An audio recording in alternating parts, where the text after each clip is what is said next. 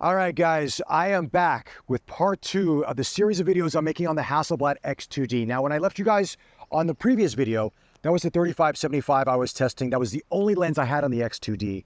And I absolutely love that lens, but I wanted to test the new lenses, the 38 2.5 and the 55 2.5.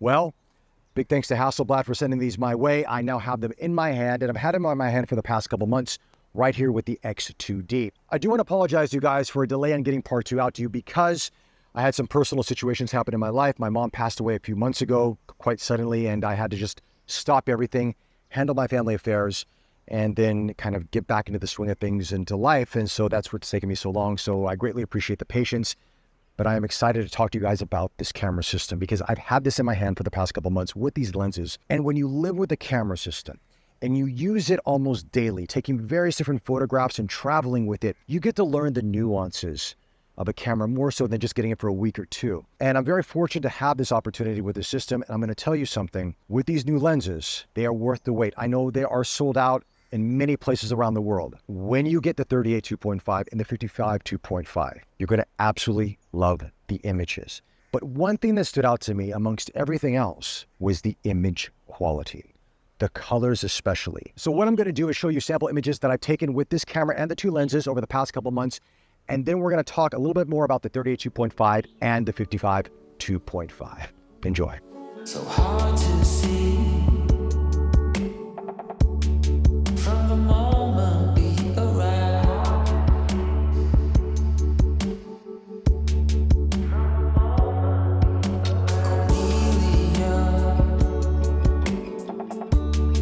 You are one who will survive.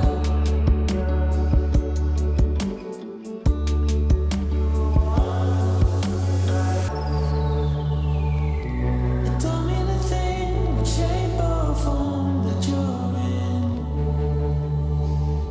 The place you're from, your wealth, or the color of your skin.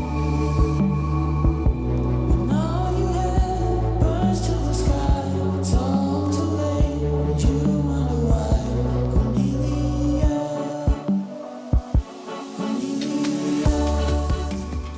So as we've seen for the sample images there, these two lenses paired with this sensor produce some beautiful images, from the sharpness, the bokeh, the fallout, how it handles light sources coming into the glass, to even the color rendition. I know a lot of you have been waiting for these lenses to get back in stock because they're pretty much sold out all over the world. When you do get them in your hands, if you've not tried them before, you are going to be pleasantly surprised. They are gorgeous. And the one thing that I appreciate with Hasselblad optics is even from the older XCD lenses all the way to these, they maintain a certain level of image quality, and they all produce astounding images. You could say the weakest lens out of the entire XCD lineup is the 45p, but even then is a really good performing lens for being sort of a quote-unquote kit lens. But one of the attributes that I like about these lenses is the size and the weight. Now, the 55 comes in around 375 grams thereabouts. The 38 comes around 350. So these are very lightweight lenses to carry around with you. And I was walking around Kyoto, I mean, miles and miles every day, seeing temples and different sights and all these things. And I did not feel the weight with these lenses and the body together with me, of course. So that's one thing that I like, because some of the XCD lenses, as good as they are optically, can be quite heavy. But Hasselblad has done a tremendous job in terms of keeping these lightweight, but at the same time still giving you really good optics to it. Another attribute that I like about these is the design of these. This kind of gives you a retro vibe, bringing you back to the V series Hasselblad cameras, but of course with the Zeiss lenses. But this is kind of giving you a more modern take. First and foremost, you have the H logo around the focus ring, and then here at the bottom of the customizable ring on your lens, then you can push it up and down to go from manual focus to autofocus, which I appreciate. But do take note, sometimes when you take it out of your bag, this ring might go up or down respectively. So make sure you check, because I made that mistake a couple times and none of my shots were in focus. I'm like, what's happening here? I was in manual focus. The lens cap on this is also really nice as well. Metal, clips in, kind of a pinch clip on this. Works relatively well. It's a well-made lens, guys. I have no complaints with it whatsoever. The filter diameter on both of these is 72 millimeters, which is nice. One filter does it all for both of these lenses, and hopefully the 90 millimeter also has that same dimensions. In terms of minimal focusing distance, this comes at 0.3 meters on both of the lenses respectively, so that's also nice as well.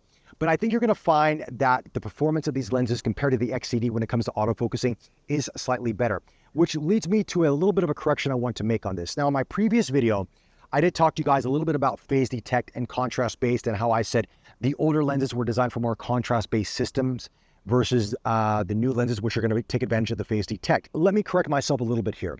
What I should have said is that the autofocusing motors are probably different in both of these lenses, whereas the new lenses are faster autofocusing motors versus the older XCD lenses. And I have noticed an increase in autofocusing speed with these versus the 35-75 that I tried previously in the first video that I did on the X2D. Is it a big difference? No, but I did notice a slight little difference in that. Outside of that, I've just really enjoyed these lenses, and from the sample images I've shown you and been showing you thus far, these lenses are something that if I was to own the system, 38, 55, and 90 is probably all I would ever need. The other lenses are great. If you need something longer or a macro lens, fantastic, but I think these three lenses, for majority of you out there, if you have the means to afford all three, are going to be the sweet spot for your collection. Now I want to shift gears and talk about something that I really come to appreciate about this camera system that I already knew previously using the X1D, X1D2, the 907X, and of course now the X2D, and I mentioned it in my previous video, but I want to dive a little bit deeper into it. That is the color science and the image quality, because Hasselblad's natural color science is really something to see. Now I'm very fortunate to try pretty much every camera system on the market when I review them. And I like a lot of cameras for the color science out there, right? I mean, they all have their own je ne sais quoi to them, if I may say that.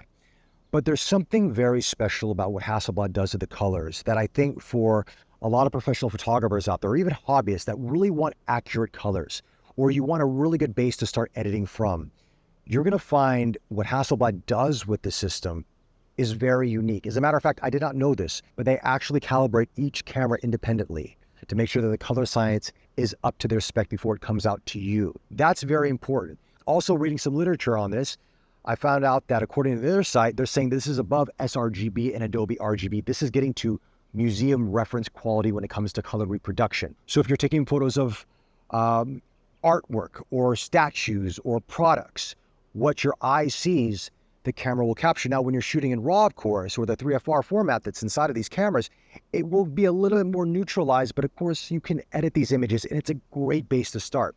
So what I'm gonna do right now is leave this hot park here in Singapore. We're gonna go back to my studio. We're gonna jump into Lightroom and let's dive deeper and see the color science which makes this camera system so special. All right, guys, we are now back in the studio. We're gonna take a look at some images here with Lightroom because I store things in the cloud. I tend to use Lightroom predominantly most of the time, and Lightroom has gotten a lot better, especially handling 3FR files. So let's take a look right now in terms of the color science. First and foremost, let's take a look at this image of a geisha here. This is an actual geisha, by the way. This is not some tourist destination. It was a very small street in sort of the back lanes of Kyoto from the tea houses, and a friend of mine told me where to go. And it was actually quite amazing to see. Let's take a look at the final edit here. First, at the overall tonality of the colors and so forth. It is beautiful, it's organic, it's rich, but it's natural. Even looking at her clothing real quick here, as we see the cream color, the orange, the gold, the lime green, as we come into this area, and even to their cheek, this imperfections of the cheek, the makeup, the little bit of the pink coming through, the baby hairs that we see here, the detail, the eyeshadow, the eyebrows. I mean, absolutely beautiful. Now, this has been edited. Let me show you the before edit to give you an idea of where I started from. I underexposed the image. This was user error. I literally picked up the camera as she walked out the door because they moved very quickly, and I snapped a photo. But I knew with the dynamic range out of the X2D, I am good to go because I can play with the exposure as much as I want. I can go very high and very low and still maintain a lot of detail and texture to the image. But as we edit along here, bump the contrast, bring down the highlights, up the shadows, we can play with this image quite a bit. And one thing I tend to do a lot is actually play with masks a bit because I want to give that pop to my image. Now, if you are using Lightroom and you don't use masks, you should try it because it does make a big difference. Case in point, I can do an overall mask on the subject, bump up the exposure, the shadows a little bit, add some clarity, some texture. I can add a little bit of saturation if I want to, but then I can go even deeper. I can go into the person. Then I can select what part of the person I want to adjust. Let's say the hair. I want to add a little bit more texture to the hair. I add a bit of texture, a little bit of clarity, and that just makes it pop a little bit more. I can have it even a little bit more exposure to it as we see the detail coming into the hair. Now, you may say this is a bit too much. You don't need to do that. But if you're posting on social media and there's compressions, you don't want to go too much, but you want to give a little bit more so it pops on Instagram or Facebook because, as I mentioned, there's compression coming into play. And then the final edit looks like this when I'm done. Let's take a look at my friend Casey here. Now, this has been edited slightly, but I wanted to show you this image because A, of the crop factor, the 65:24 X-band ratio that's now in firmware 2.0. But also in terms of the skin tone when the sun hits, this is what it looks like without any edit done whatsoever. Again, a natural skin tone base to play with. You see the roll off from the highlights to the shadows, a little bit of the red in the cheeks and the nose area. Beautiful, natural, organic, but it's more of the built-in S-curve that's in the Hasselblad color science. It gives you a much more cinematic, natural look to your images. Now, if you want to edit it, give a little bit more crunch to it, you can do so like this. Anyway, I'll show you what the edit looks like real quick here. I bumped up the exposure slightly. I brought down the highlights, up the shadows. I played a little bit with the blue real quick just to give a little bit more pop to the blues in the water and to the sky. But I've done nothing to his face whatsoever. There's been no vibrance, no saturation adjusted to it. I've done a little bit of clarity and texture adjustment, and that's it. That is it. And you still have so much there to play with. I mean, I could really manipulate this image more, but do I need to? No, I don't. So now I'm going to show you side-by-side images from two different camera systems, one with the Hasselblad X2D, of course, and one from another, just to give you an idea of what I'm talking about in terms of color science. This is straight out of camera. No edits done whatsoever. This image to the left is also not edited whatsoever. But look at a difference of the skin tone. Now, I know it's not the same exact image, but it's taken in the same location and at the same time. You can see such a difference in the tonality, how the sun hits the skin, the warmth of the skin. This has got a much more magenta red shift to the image overall. The orange looks a little bit duller. You don't see the warmth in the sun. This is almost night and day, but they were taken at the same location at the same time. And that just goes to show you, again, what a base to start from right here. I don't need to do much to this image, to be frank with you. Obviously, if there's some imperfections you want to clean up, if you want to, adjust some of the highlights and the shadows or remove some shine, you can do that.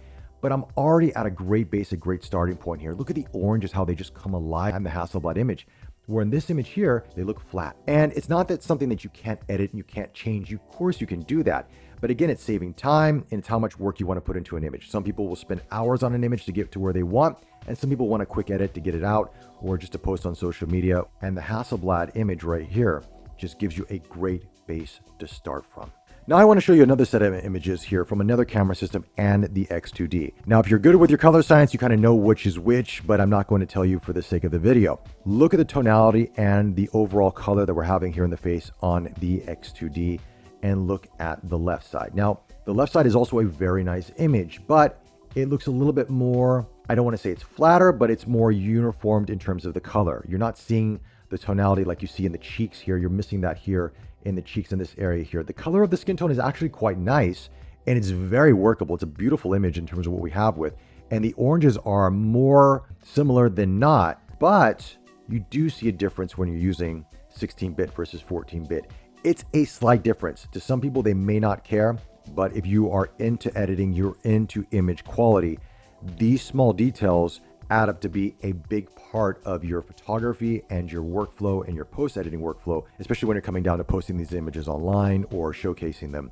There will be a big difference into that. But again, just the tonality and the overall look, it's really something. And just look how the skin just pops. Now let's take a look at two images here with a little bit of greenery, landscape, and architecture, just to kind of give you another difference in terms of the color science. The left is the non-Hasselblad image. The right is the Hasselblad image. Now, I underexposed the Hasselblad image just slightly, but that's not a big deal. I can actually adjust that. Let's look at the overall colors coming out of the camera first and foremost. On the Hasselblad image, it's neutralized. We're seeing more of a balanced tone to it. The white of the woods looks more white. You see the maroon and the burgundy here in the wood as well coming into play. The greens, you're seeing the browns and the different tonalities of the greens and the grass. The sky is a little bit more muted blue, but it gives you a great base to start from. It doesn't have a certain, let's say, a teal blue shift or a more purplish blue shift. It is more neutral right out of the gate. Now we look at the image on the left. There is more of a blue tint coming overall to the image. Now the sky looks really good, but when we look at the woods, you're losing a little bit of that warmth that comes into the wood area here with the reds and the burgundies versus the Hasselblad where you see that very prominent there. And again, when we look at the greens on the grass, it's there, but there's still a little bit more of that blue tint there. So that means you're losing a little bit of that warmth that comes into the different textures of the grass coming into play. Yes, you can edit that. That's not something that is non-editable, but out of camera, it's just something to take notice. Now, if I want to play with the image to give it a little bit more of a boost, I can. Up the vibrancy, up the saturation, slightly. Maybe I want to play around with the blue in the sky, so I'm going to up the blue a bit more. And this blue, what we're seeing here, is more what I was seeing. It was a blue sky that day. There were no clouds. Now in my final edit, I add clouds for a little bit of a texture and effect, but it was very much like this. Let's look at this image here in terms of lens performance and also color as well. We're shooting directly into the sunlight. This is with the 55mm f2.5 V lens. I shot this at 2.8, and look how it handles the sun flares. I mean, this is gorgeous. This is cinematic. Minimal chromatic aberration around the lights right here. This is really well controlled. I love the flares that come out of this. Awesome. But look at the fall off and the colors and the tonality here on the skin. I mean, it's just organic. It is absolutely beautiful.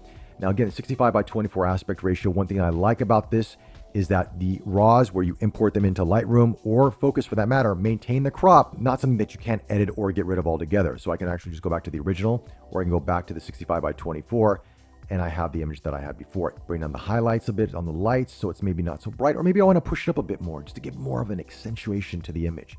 I can play with the shadows a little bit on the face. I want to add a little bit of clarity to this, make it pop a bit more. But you know what? We have to go in a bit of masking because we've got our subject here. Why not make our subject pop a bit with a little bit of clarity? See how the lights, just the highlight here just kind of comes into play. Add a little bit of more warmth if I want to. And then a little bit of texture as well. And we go to the background here. Then we can add a bit more warmth to get that glow of that sun coming into play. Look at that orange yellow sun coming in. Oh, it's a gorgeous, very cinematic, got a nice little gradient tone to it. Absolutely beautiful. If you want to add a little bit of clarity, you can sometimes, just to give it some definition. And that's kind of where I would leave the image, to be frank with you. I mean, everybody has their own personal preference in terms of edit. Now, I would use generative fill here in Photoshop to get rid of this camera arm and all that, which I can easily do. And I'll show you what the final image looks like here. Overall, this is really stunning. The tonality, the lens performance, and the color. Once again, what a great base to start from. Let's talk about firmware 2.0. Big update for the X2D system, and there are some features that are now in the camera that were not there at launch, of course, but were in the X1D and X1D too. Focus peaking, for example. Now, when I did my Midicon review a couple months back, I'm like, why isn't there focus peaking in the X2D? And now we have it. And it works really well. It's very accurate. Also, I really like the crop factors inside of the system now, because you have everything from 1:1, 4:5, 5:4 respectively, all the way to 65:24, which is your X-band ratio, which I absolutely love to shoot in because it just gives you a much more cinematic look. But one thing that I like is the masking around the borders of the crop. So you can have it completely solid or transparent. And this allows you to actually see around your crop. So if you need to reframe, you can do so. And one very cool attribute to this is that when you import the images into Lightroom or Focus, for example, the crop stays on the RAW. Now, it's not permanent. You can move the crop or you can get rid of it altogether, but it does import with that crop, which is nice to have because on previous camera systems, when I was doing this, the JPEG would be cropped, the RAW would not be. So I would then have to reframe the RAW to match the JPEG, and that would take a little bit more time. And to be frank with you, it just slowed the whole workflow down, which was unnecessary. Now it's built in, and when you import, you see the crop as you took the photo, which I appreciate. Also, we have the histogram, which is nice for those who use it, and better autofocus improvement. Obviously, when I'm using the EVF and I'm using my finger to adjust the focus point on the screen, it's a little bit more responsive. It's faster, which I like. It's more precise. It was already pretty good before that, but now it is, I would say, noticeably faster. And just overall autofocus improvement in general. It's not lightning fast, but it is better than it was on the previous firmware. But I'm still waiting for that continuous autofocus. Hasselblad, please give us continuous autofocus. You have phase detect in this camera system. It would just make capturing a more variety of subjects a lot easier to do so. Which brings me into my final thoughts after using this camera for the past couple months in part 2 of this video.